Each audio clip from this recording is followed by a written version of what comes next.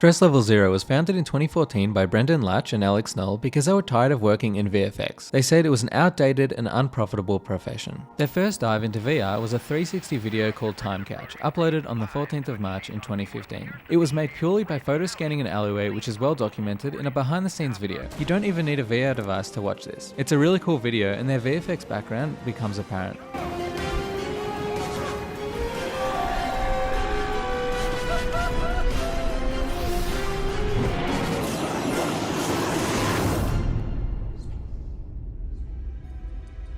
Then, on the 29th of May, they uploaded Earth Encounters, another 360 video. It's about an intergalactic alien that stops by Earth for an impromptu party readiness check. The FBI arrives on the scene and the action begins. This video was hosted on Jaunt VR's video application, which was a company that used to make 3D recording equipment and had a video app. They later got bought out by Verizon.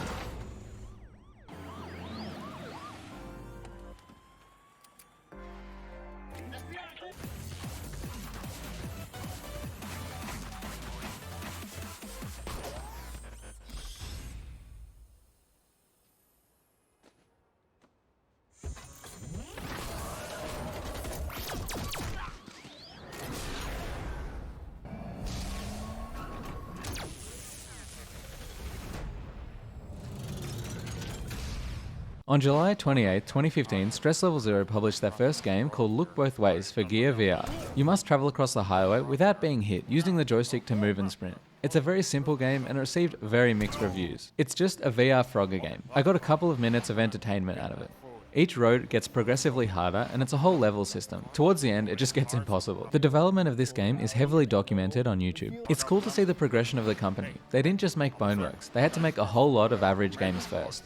VR is the most amazing thing in the entire world, and it's gonna be your favorite thing in the world, and I want you guys to look back at this video in a couple of years and be like, dang, I'm sure glad you guys just did VR stuff, right? They then set out to create their first high-quality, full VR game. Hover Junkers is a room-scale virtual reality flying platform game where you and your bros fly around on hovering warships, I guess you could call them, that match your room space. You're able to fortify them with junk and attack people in the wasteland, I guess. Hover Junkers is VR only, and that's because Hover Junkers is VR only.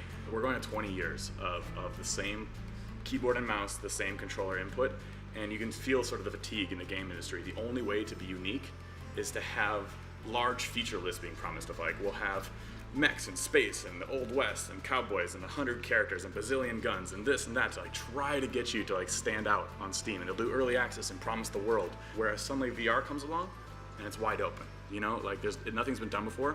The development of Hover Junkers is heavily documented throughout YouTube. You can go through and watch the full development. It's a shame they didn't keep this up with more recent projects. They also live streamed a lot of the development on Twitch. Watch the progress of the game as it goes. Watch Nate work on the characters. Watch Kathleen work on the environments. Sometimes watch programming. Hover Junkers was officially released in April 2016. You can really see an art style start to develop. Everything is highly detailed. There was a lot of experimenting. At one point, they even strapped a dog into the game. Good girl. Oh, she's getting into it. A lot of concept art was done by Kathleen. I've made like so much art, probably more art than I've ever made in my life. You're greeted with the first menu. There are video tutorials almost everywhere in this game. You have to look at the red circle and then press a trigger. It reminded me of Halo 1. The very first thing that you see when you get into the game is the height check. We measure your height so that we know exactly how tall your character should be when other players see you. Where are you right now? This is our start menu for the game. It seems a little bit more involved than most start menus. It's pretty involved, yeah. From here, we can go to the character loadout. You can pick and choose what guns are in your quick select menu. You can change between them at any time by just holding down a button. Double tapping goes to your last gun. I just love this. It makes changing between guns seamless. We can also have a look at the credits section. Weirdly, I noticed there's credit to Justin Roiland, the creator of Rick and Morty. Target practice lets you play around with all the weapons. It also records how many targets you hit. Hands are mainly what you use to interact with everything. By pressing down on the thumbsticks, you have a range of expressions you can choose from. When you grab an object, it replaces your hand. It really goes to show what an improvement they made when they came out with BoneWorks. It was a complete revolution. There's lots of weird little things you can interact with hidden everywhere.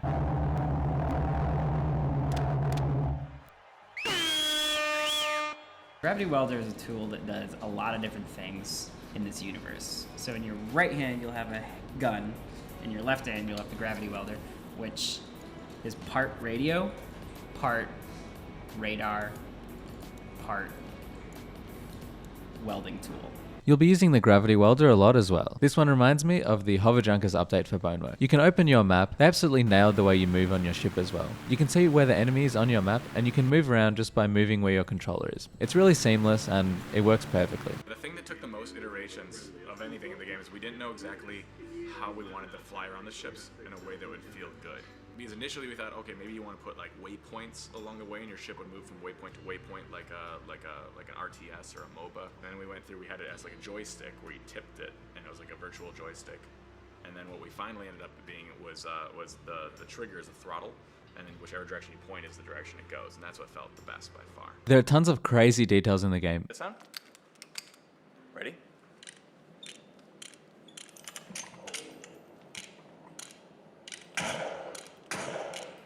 D, do you see that? Today we've added the whoosh sound effects. So it's pretty subtle, you have to get close to the speakers to hear it. Listen.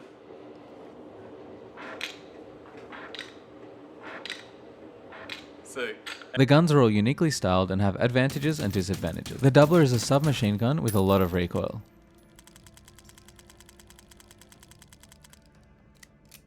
The shotgun is one of my favorites because it's so easy to reload. The Rhino is a bit more difficult to reload. You have to reload using the joystick and then pull the gun down.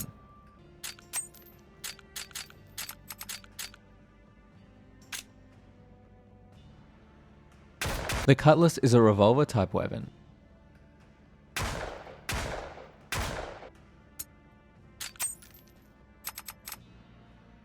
The Quad Shot is another cool and really unique one.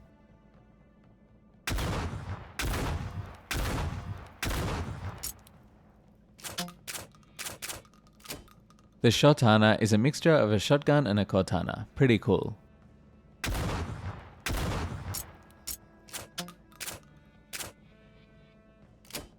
I love the little details like the end of your gun getting hot. The revolver is a really fun one to reload.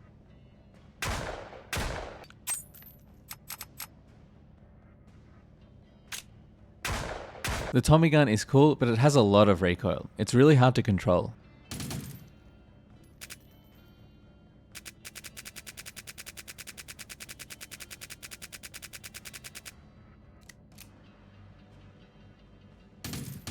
The exhaust gun shoots a grenade that explodes when you pull the trigger. If timed well, it's incredible in multiplayer. The Uzi is another submachine gun that has a lot of recoil. The Stapler is another rare one that was also put into BoneWorks and BoneLab. And the flare gun, which is great for letting the enemy know your position. There's also a sniper, which I'll show you in another game mode.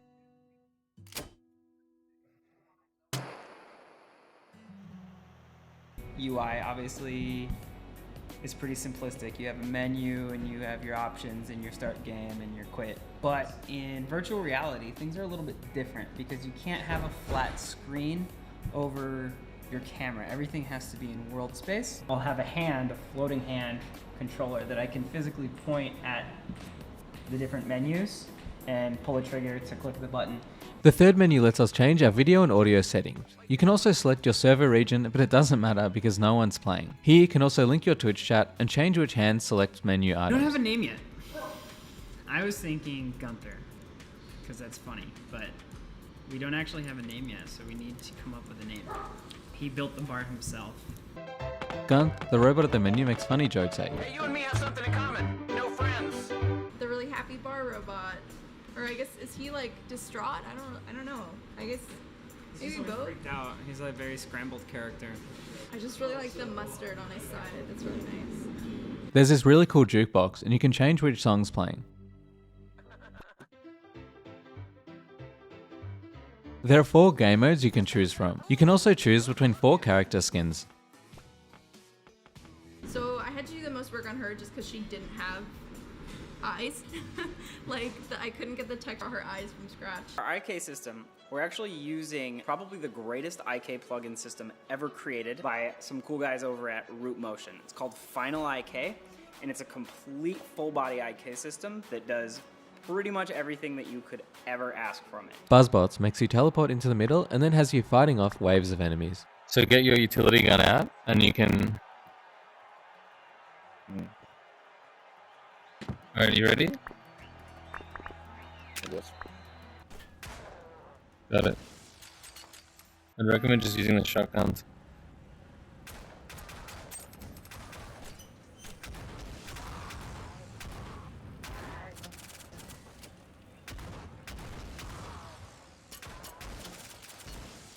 Each wave gets progressively harder. It's a lot of fun playing with another person. All I want to do is like grab the gun with 2 hands. It gets pretty, like it's much better once you like go room scale and realize you can move around your whole room. Yeah, I bet.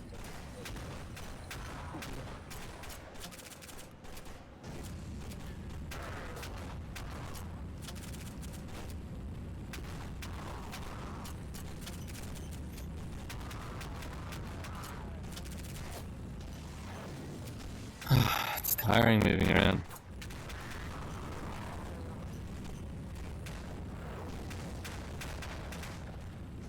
In the other 2 modes, free-for-all and team deathmatch, you can choose between about 18 ships. You have to pick one that's the same size as your room. The game's built to be played in room scale. By opening the ship's toolbox, you get a whole range of things you can attach to the side to help block enemy bullets. You can see your ship's health on the right on a green bar. You can get loot and put it in the loot chute, which gives your ship health.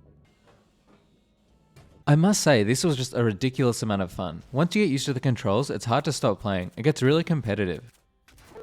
I'd love to have a games night where all my subscribers just play hover junkers. I think it would be a lot of fun.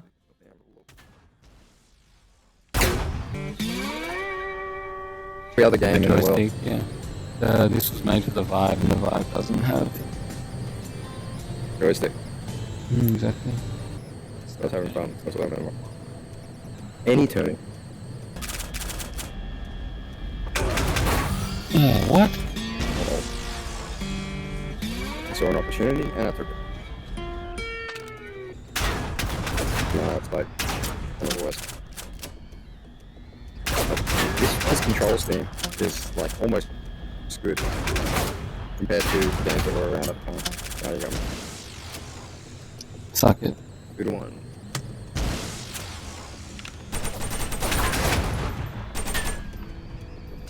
What did you want? What next map? If you figure out, yeah, space elevator.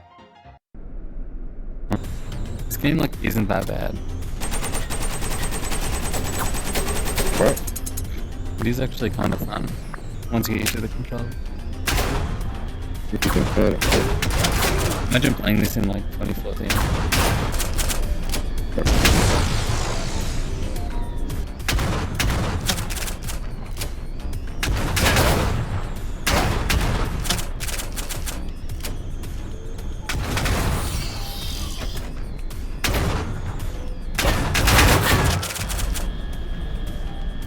Oh, fuck my leg.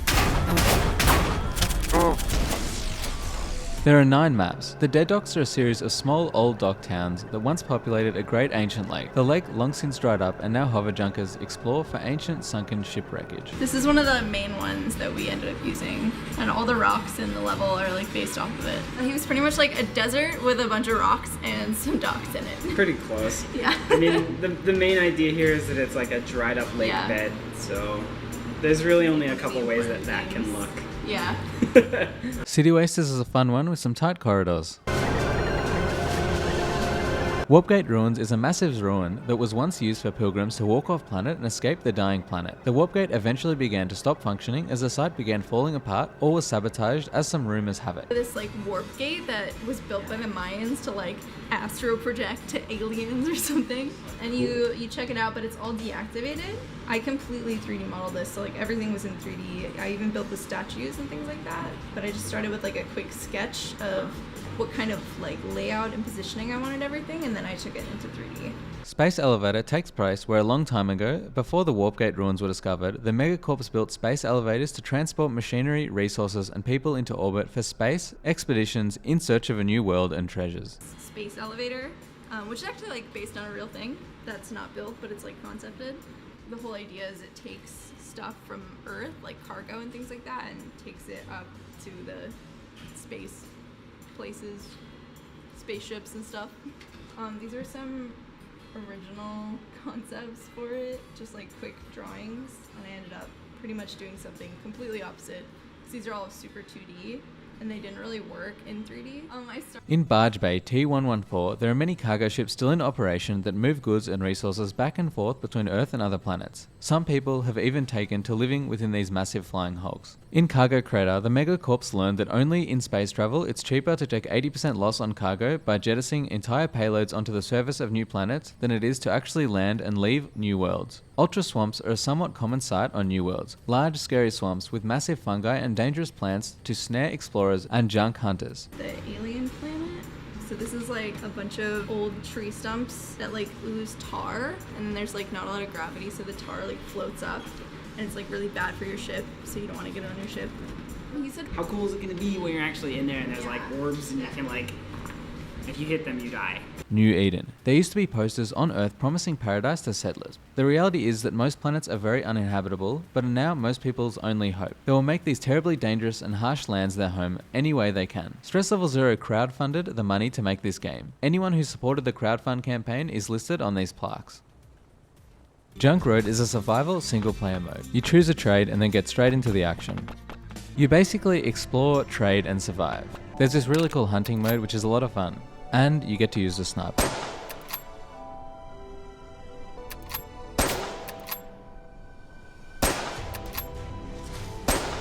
The soundtrack was made by Michael Wyckoff and Jonathan Lamarche. It has 34 songs, and it has a really Western sound.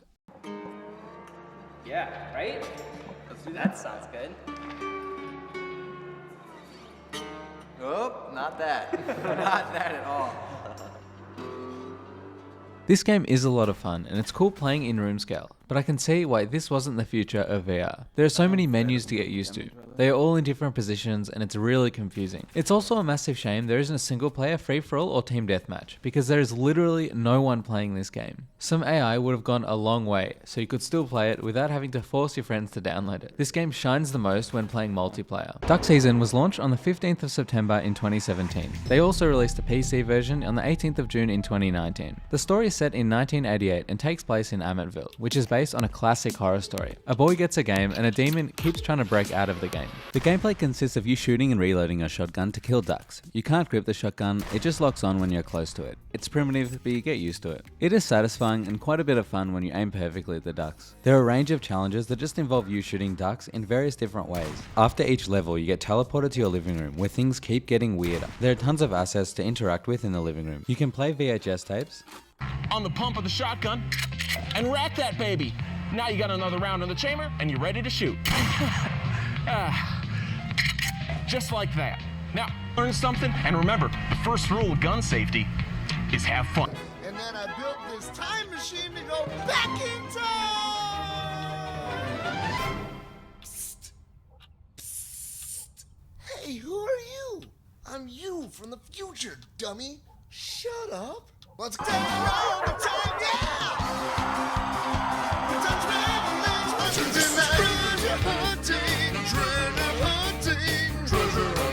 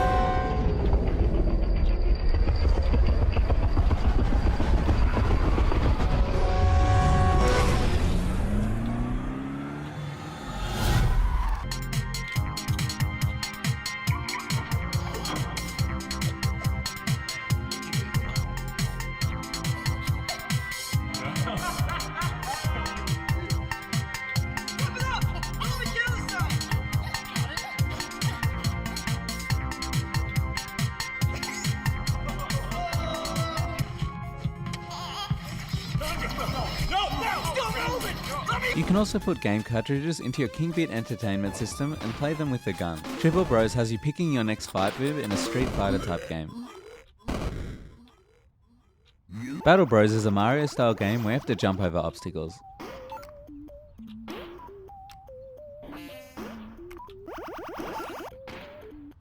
Sinatra has you shooting enemies and dodging bullets and cars.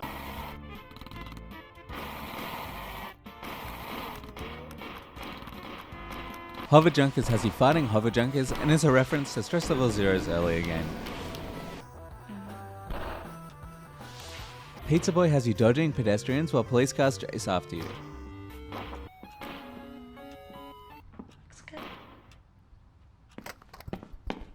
There are tons of assets you can interact with, like this globe, as well as the Game Awards trophy. A Desert Bros Easter egg, Pizza Boy, Triple Tiger, Dark Season, Battle Bros, Sinatra, Dessert Boss, Ghouls, Final Fiesta 2, and Hover Junkers, a reference to their earlier game. Whaling 1842, a controller you can pick up. There are tons of magazines you can pick up, read and play around with. This UFO Mega issue, Horrific How to Make VR Games, some National Geographic magazine,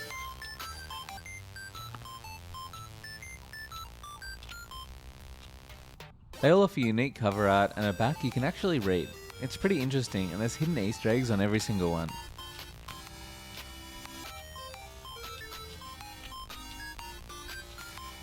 I actually spent quite a while reading them.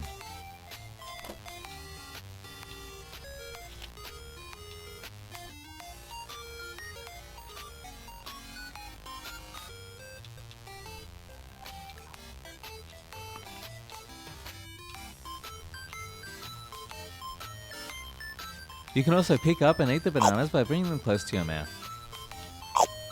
A VHS camera is here as well. There are some physics interactions. There's even a working flashlight.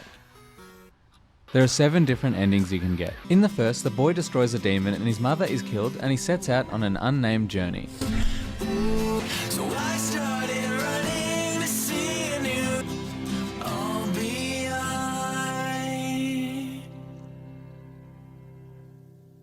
In number 2, if you don't shoot the duck all the way, your mother rents the game for another day. It triggers the Fiesta ending where the dog escapes into the final Fiesta game. It's assumed that this means he can transfer himself between games, meaning he's going to kill other families. In the Best Men ending, the news tells us that several families have disappeared. You get a telephone call and you report the weird things going on in your house. Several families from the Tri-County area. If you know anything, please pick up your phone and dial 911. The killer on TV. On the news. He's here. Come quick. The background music stops and the police catch the demon and shoot it, which you can see in your backyard. I think this is the happiest ending. Oh no, okay. Officers appear to be neutralizing the suspect. Let's cut through that feed right now. We apologize for the suspect is run thoroughly and safely. People who have been killed.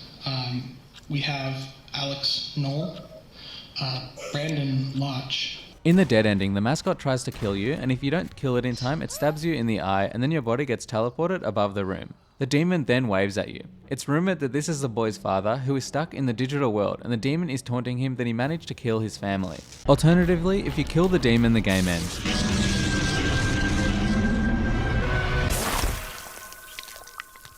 If you don't kill the mascot in the boss battle, then you get stuck in the digital world forever, and the mascot kills you in the real world while you're sleeping.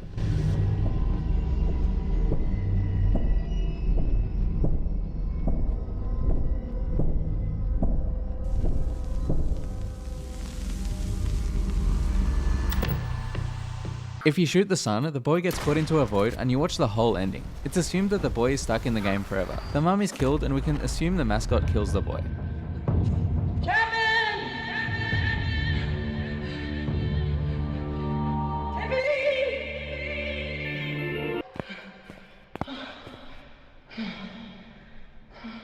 If you do all the endings, you get the dog ending. You go to a stage and a secret door opens and the mascot seems to be pulling levers. It gives us the idea that the mascot was controlling everything from the start.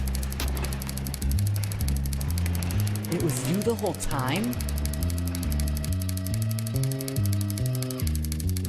You want me to help? Okay. The Duck Season soundtrack features 13 songs. I gotta say, this is one of my favourite gaming soundtracks of all time. The song Come Face Me and Stuck Forever I've had on repeat for a long time.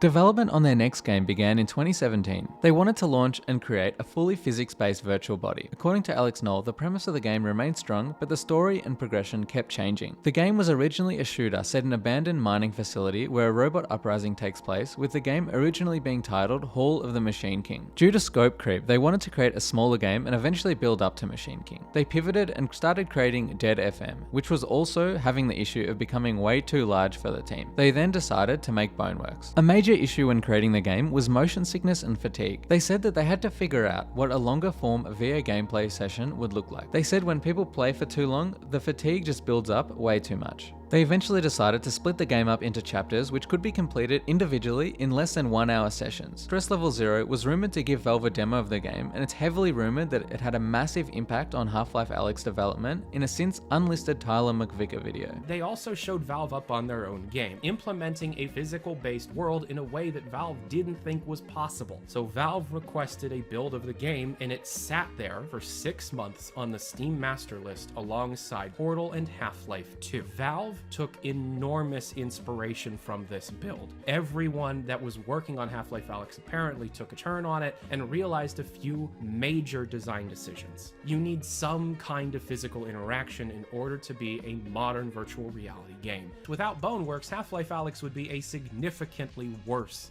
experience. A Node YouTube video was released showing off the game. The video went viral, and it's actually my first introduction to Stress Level Zero. The game showcased some truly next-gen gameplay. But we literally haven't seen any of this. There's a bunch of little details here that I think people would miss. Like, for example, the way the arms actually match the way my arms move in real life, with the proper twist here. Yeah. Nice. Oh. Whoa. This is incredible. This is the coolest VR experience I've ever had. As soon as I saw the video, I bought a VR headset. I was just so blown away. Then, in 2019, BoneWorks was released. It was heavily criticized for making users motion sick due to the physics nature of the game. I couldn't play it early on because it just made me too sick. You need to get used to VR before attempting to play. Eventually, my motion sickness went away, and it's one of my favorite games of all time. The mechanics are just incredible. The main menu is immediately better than Hover Junkers. You can change your player's settings, change all the graphic settings, adjust the audio to your liking, change some basic things about the controls, and finally, change which eye the spectator's coming out of and enable the action camera. Luckily, you can change these at any time during the game on your player's menu. You can also bring up the utility gun, open up your inventory, as well as bring up the modding menu. You have a lot of guns to choose from, including the ETA 22, the 1911, P350, MP5K,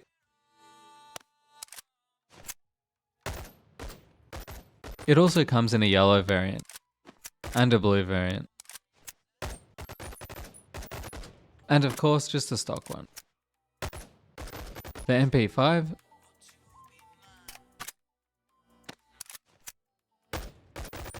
the M16A4 laser,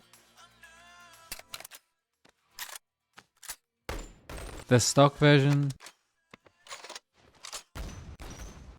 the MK18 variant 1, the M16 semi-automatic with ACOG, the MK18 variant 2, the variant 3 with a laser, and one with a side attachment.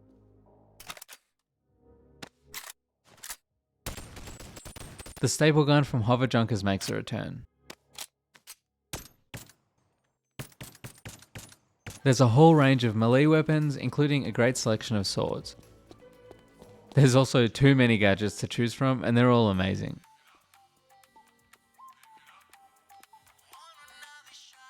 The utility gun is one of my favorite parts of the game. You can spawn whatever you want whenever you want it, and an amazing inventory system where you can store things behind your back, underneath your armpits, and in your back right pocket. To use things you find in the campaign in the sandbox, you just have to throw them into reclamation bins. They're at the end of almost every level. The single player consists of 12 missions. Break Room is the first level, and it's set in Arthur Ford's day office. You get a basic introduction to the story, movement, force grabbing objects, and snap rotation. There are just random hidden details everywhere. The Museum of Technical Demonstration is an unfinished tutorial for MythOS. It has no enemies or danger and is filled with buttons and screens explaining the BoneWorks physics system. You drop into a dumpster and are greeted with wide open city streets. This is my favorite story mission for sandboxing. Runoff has some light problem solving and introduces this cool vertical gameplay. The sewers are a darkly illuminated area of MythOS and are best navigated with a flashlight. There's lots of tight, dark corridors with enemies hiding everywhere. The warehouse is full of crablets. You need to fight your way through. Central Station requires you to move through subway lines, platforms, and maintenance tiles. It's very Half-Life-esque. The tower has you finding different keys throughout different stores and areas while fighting off enemies. Time Tower contains a large area with props from Dark Season. You work your way towards the gravity core, which controls the simulation. To repair the system clock, you must grab enemy cores and fire them into the sockets. When done, the simulation resets. The enemies don't stop spawning until you repair the core. It can be quite frustrating. Dungeon is a starting area of Fantasyland and is populated by clones of Ford who mimic his movements. You slowly work out how you can escape. I was very satisfied when I finally made it to the end. Arena is an underground room where you select various medieval weapons. You then need to prove yourself to King Ford for an invite to his castle. Throne Room begins in Fantasyland when you must climb the castle wall and press a button at the back. After several rooms, you meet Ford and fight him for the crown. Once defeated, you are the new king. You then go through an unfinished area of Fantasyland with abandoned offices. Once you lift the plug, you jump in and enter the Voidway. The final battle occurs and you make your way to Chamber 2 for a huge climb. Halfway through you get gravity cups and at the top you enter a room and are greeted with the final cutscene. Throughout the story there's Mono Match, which dispense items in exchange for currency, in the form of clips. Sandbox is a game mode where players can play with various items and objects they've collected throughout the story. You can play, test, and experiment game assets. Museum Basement is a simple, large grey chamber. There are a range of machines, ammo dispensers, health and music stands, which allows you to wear headphones. There are also buttons to spawn enemies. Blank Box is a nearly empty scene. It's intended for those who want to push the game to its limits. It consists of a massive blank chamber with a simple table, the 2 sandbox machines, and a light control machine. You unlock Fantasy Arena when the campaign is completed. There are just too many game modes to choose from, and you can have a lot of fun playing through them all. Trials has 7 unique game modes. Brawl lets you battle enemies and choose which ones come out of which direction. You can also change the enemy count. You can select your favorite weapons before you get started. It is a lot of fun, but I didn't really feel much of a need to come back to it. I much prefer just playing in the sandbox, but it is there if you enjoy it. It's pretty crazy how many unique game modes there are to try. Update 1.1 introduced a saving system, which was one of the biggest complaints people had with the original BoneWorks. Update 1.4 brought the Redacted Chamber, which was originally an Oculus exclusive map. The map is like a giant puzzle, and once you start working out there's different areas you can get to, it gets really cool. You make your way to this hidden door and then you have to jump all the way through it into this black space. You make your way on top of the Redacted Chamber and you can find a range of collectibles. It also brought Tuscany. It was originally another exclusive Oculus map. It is a nod to the Tuscany map, which is used in the meta development kits since 2013. Fun fact, the Truman Show Easter egg in BoneLab is also in BoneWorks. 1.4 also brought the handgun range. It's almost like another story mission. You have to fight your way through to get to the end of it. Once you get to the end, you're greeted with a time trial. You can choose your class and then jump in and get through it as quickly as you can.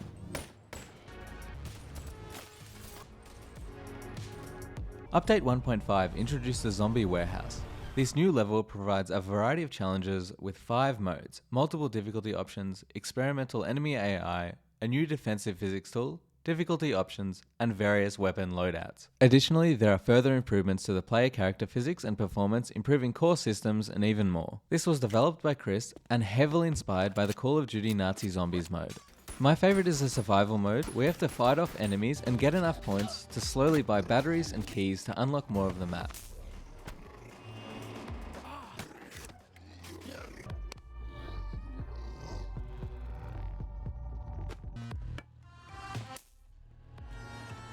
Once you unlock enough areas and get enough points, you can unlock the green key. You can then make your way to this underground room and unlock the gravity gun.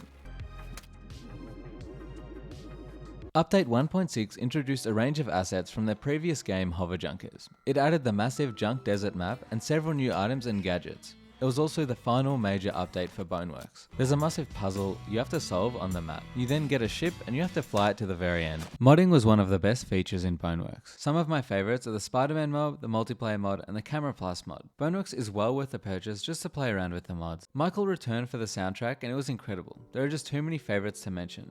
Brandon and Alex told me a bunch of things. They wanted me to make a very synth-heavy soundtrack, but they also wanted me to create a theme. So Alex gave me different sonic references which informed the types of synths he wanted for the Bone theme. And in fact, he gave me his mini-log that he wanted me to use as much as possible for making the entire soundtrack. That mini-log and a little bit of serum for the main plug make up the entire theme.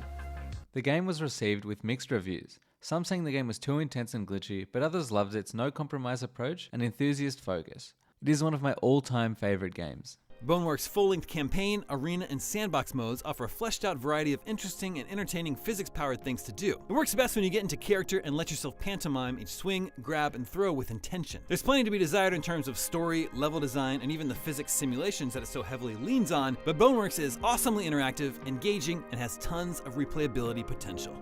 Today, I want to talk about a game that made me truly fall in love with virtual reality and its potential, and in my opinion, is the best VR game that has ever been created, yet, of course. We're talking about BoneWorks. Their next game was extremely anticipated. The game was announced as Project 4 on the 25th of September in 2019 at Oculus Connect 6. On April 20th, a teaser was released and the game was titled BoneLab. This was leaked on Twitter by Sadly It's Bradley earlier. Before release, Michael posted a range of teasers on the creation of the soundtrack. The game was completed on July 24th and Brandon tweeted that it just needed polishing. The game was meant to release a lot earlier, but they kept adding things to the game, delaying the release time. The hype for this game at the time was absolutely insane. There were a lot of videos at the time saying that it was going to change VR. It was released on the 22nd of September in 2022 on Quest 2 and PC. There are a whole range of new guns added to the game. Some of my favorites include the EHG Blaster,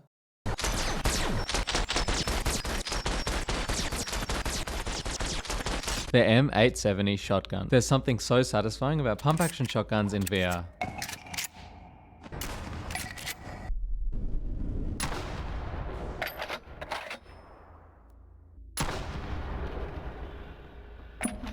The M4. It's so much easier using a shotgun that you don't have to pump.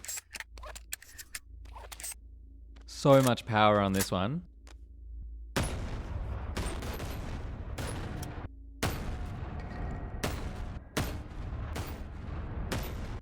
There was a really cool new gadget called the Constrainer. It's basically a weld gun and it comes in 7 key modes. It also has an extra grip attached at the end. Attach swords to the front of your go-kart.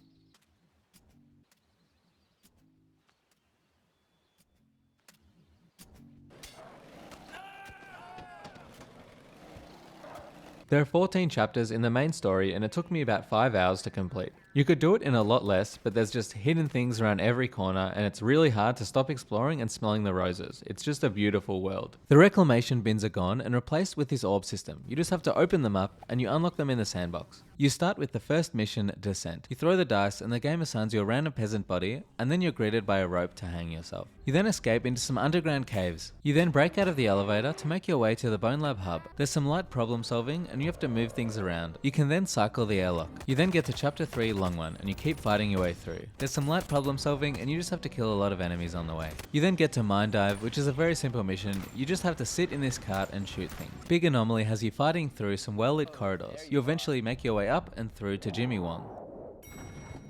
In Street Puncher, you have to kill through enemies. To get through each checkpoint, you have to kill a certain number. You then make your way to the top elevator and you kill the boss. You complete the mission by collecting his orb. Sprint Bridge is a parkour-focused map. It can be quite challenging being precise with your movements. Magma Gate has you throwing off enemies as a big avatar. You have to protect the center and not let enough damage happen to it. Moonbase is one of the most frustrating missions. There's a map you can see at the start which guides you to collect an orb. The music on this map just drove me absolutely nuts. You can use some tricks to get to the other side of the map. And finally, you'll make your way to smash the orb to beat the mission. The Monogon Motorway introduces a go-kart. You just have to do 3 laps around the oval and then you can collect the final orb. Pillar Climb has you going up a gigantic tower. Your avatar keeps changing throughout. Once you get to the top, you smash the orb with a sword and complete the mission. In Big Anomaly B, you're greeted by Jimmy Wong. He gives you the ability to change your avatar to whatever you like on demand. He gives you a key to get into the secret room. You then have to complete the final puzzle on the main menu. Now I can go into the instability chamber. You break the box open and then go to the next mission. The ascent is one of the longest missions. It took me a while to complete it. You have to put these giant balls into the holes. Through several points, it feels like it's just never gonna end. You get into this really colourful and beautiful section. There's then a subway section which has you jumping in and ducking every time the subway comes through. You have to keep going till the end of the mission while keeping an eye on those trains. And then you'll find yourself on the final mission called Home. It's this villager town and you have to fight off some enemies. Once you get to the end, you're greeted by a giant hand which takes you into the sky and to the final credits with Jimmy Wong. And that's the story mode of BoneLab. The story made absolutely no sense, but if you're interested, Virtual Panda has an amazing video breaking everything down. The main new mechanic is being able to change your avatars on the fly. This completely changes your character's statistics and interactions with the world. I cannot begin to imagine how hard this would be to code in Unity, so well done on the devs on such a fantastic implementation. There are 7 main character types. The default one, a fast one, heavy, light, short, strong, and a tall one. And as well, there are just some random fun ones. I mostly just stuck with the default one and moved to the tall one when I wanted to climb something and the strong one when I needed to push something. There are a range of game modes you can choose from once you're finished with the story. Tactile has 3 core game modes. The first one is Street Puncher, which is a campaign mission. It's very addictive, and once I saw that leaderboard, I just kept going back and trying again. The second one is called Drop Hit. Again, it's very addictive and lots of fun to go through as fast as you can. The third is Neon District Tactile. This was my favorite of the 3. It's very simple and fast to beat.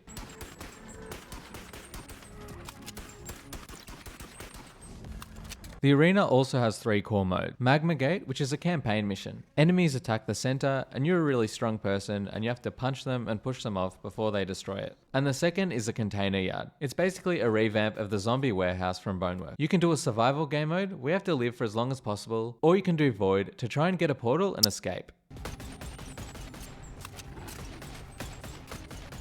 And the third, the Fantasy Arena, which is a revamp from BoneWorks. It's just classical gladiator style combat. You can choose between survival, challenges, trials, and custom game modes, and it's really fun to play with the weapons. And the fourth is the Tunna Tripper. It introduces some really cool vertical style gameplay. You're going up and down and trying to kill enemies along the way.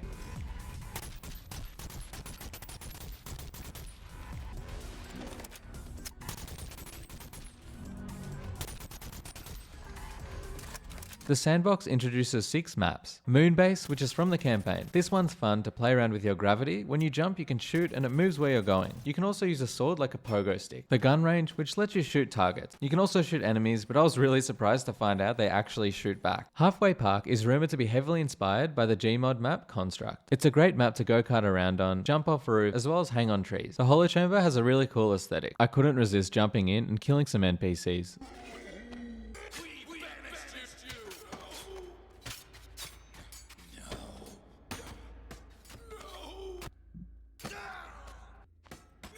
A revamp of the classical map Museum Basement, which I've spent a lot of time on in BoneWorks. This one does seem to be a bit smaller and has better lighting as well.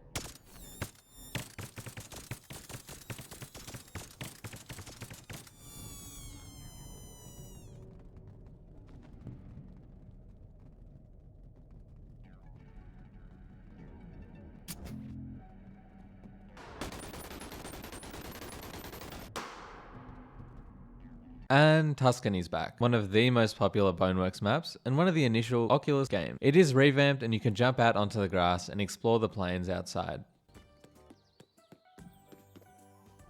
And they've added an entire parkour genre into the game. Sprint Bridge is another campaign mission, but it was one of my favorites. You just have to run across this bridge, but you can't fall off. Dungeon Warrior involves you running inside a dungeon trying to survive. I found this one really difficult. I'm sure there's a pro player who could be way better at it than me.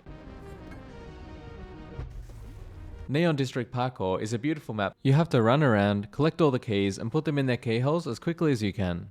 I think the more you do parkour, the more fun it gets. Rooftops is a Blade Runner-esque parkour map. I'd say this is my favourite parkour map. There's this green nullbody chasing you around the whole time and I couldn't seem to find a way to kill him. It reminded me of the Terminator. It was just like you were constantly being chased and there was constantly something on your tail. And the experimental section, for those experimental game modes. Pillar Climb, which is the one I had a lot of trouble with in the campaign. You just have to climb to the top while your avatar's changing the whole time.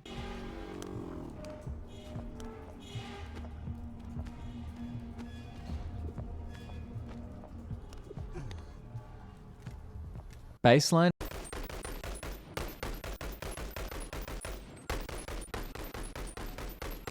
And of course, they've added big bone bowling into the game. You can hit the ball with a power puncher. And of course, you can play with the dev manipulator. And the most fun option, getting in a go-kart.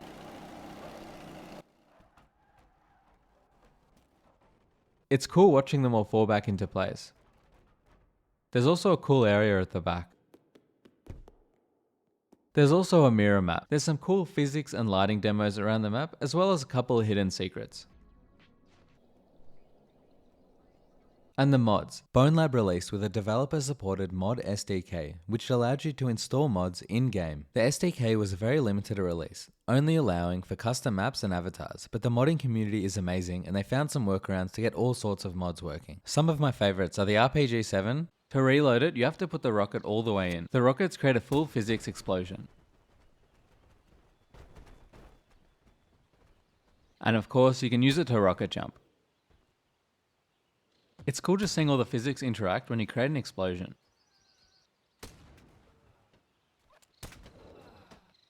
The GoPro gives you a camera that you can actually grip and move around. There's a second camera that gives you a preview of what you're looking at. This one's a lot easier to attach to things, and you can remove it with the utility gun. And every day there's more and better ones added. The soundtrack absolutely slaps. It's one of my favorites.